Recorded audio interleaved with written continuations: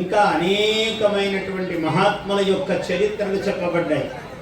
వాళ్ళ చరిత్రలు చదువుకోవటం వల్ల మనకు ఏమిటి అవసరము అంటే, మానవుడు దేనికోసం పుట్టాడో, మానవ జన్మ ఎందుకోసం ఏర్పడిందో, 84 లక్షల జీవరాశులలో బల్లి, నల్లి, క్రిమి, కీటకము ఇటువంటి 84 లక్షల జీవరాశులు అని మన వాళ్ళు లెక్క పెట్టారు.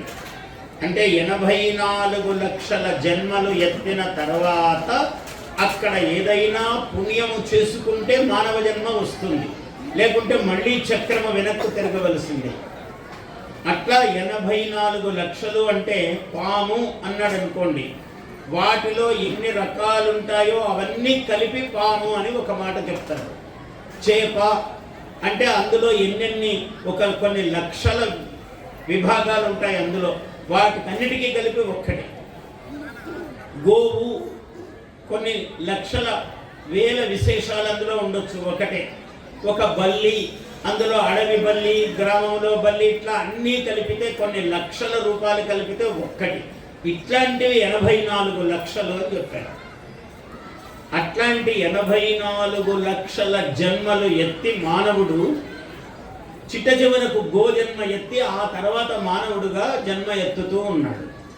ఇట్లా మానవుడు కావటానికి ఇక్కడ పుణ్యం చేసుకుంటే ముక్తి, మోక్షము, స్వర్గము ఇవన్నీ అన్నారు.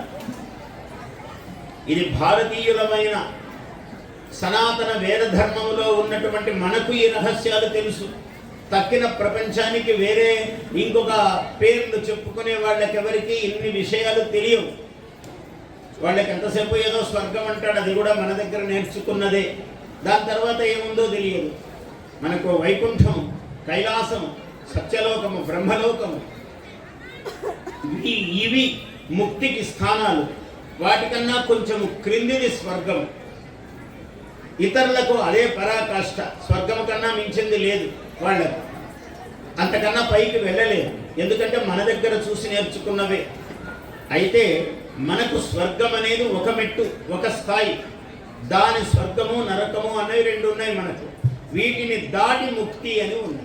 భారతీయులకు సనాతన హైందవ ధర్మములో తప్ప ఇంకొక చోట ఇంత జ్ఞానం ఎవరికే లేదు. భౌగోళికము, అభౌగోళికము అయినటువంటి, అంటే ఖగోళమునకు సంబంధించిన జ్ఞానము, భూగోళమునకు సంబంధించిన జ్ఞానము సర్వ సమగ్రముగా మన పురాణాల్లో చెప్పబడింది. Please subscribe to our YouTube channel. Like and share this video.